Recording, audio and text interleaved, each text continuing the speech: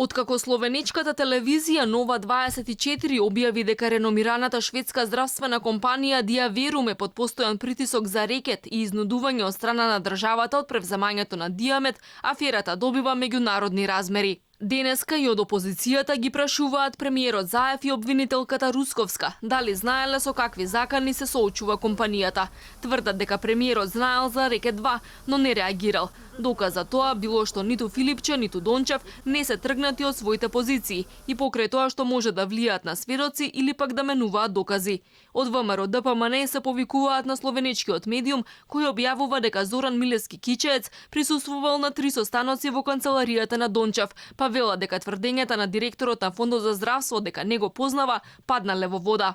Па уште ли ќе го чуваш Ден Дончев, уште ли ќе го чуваш Венко Филипче до тебе?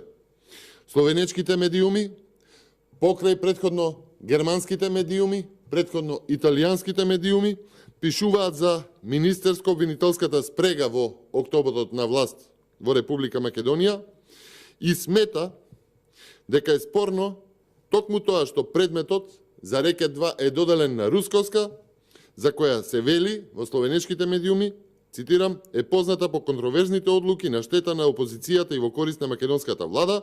Словеничката Нова 24 објави дека Зоран Милевски се јавил на Вера Иванова, жртвата во аферата Рекет 2, за да ја уценува дека ако не се предомисли за продажбата на незината фирма Диамет, ќе следела истрага против неа. Телевизијата објавува дека тој заканите ги остварил на дело, затоа што само еден ден откако Иванова го одбила ваквиот предлог, обвинителството покренало истрага. Само ден подоцна, на 26 октомври, обвинителката Вилма Русковска најавила дека низиното обвинителство ја истражува работата на фирмата Диамет.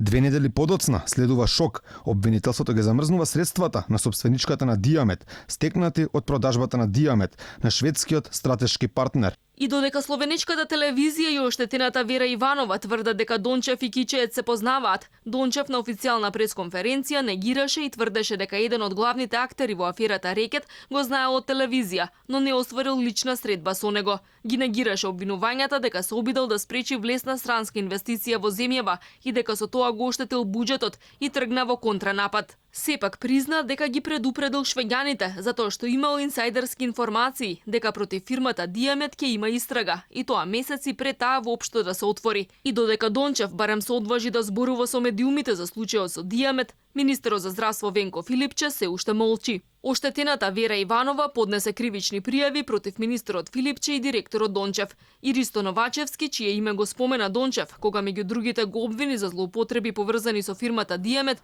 му даде рок до крајот на месецов на директорот на Фондот за здравство да изнесе докази за искажаните тврдења. Во спротивно, најави тужба.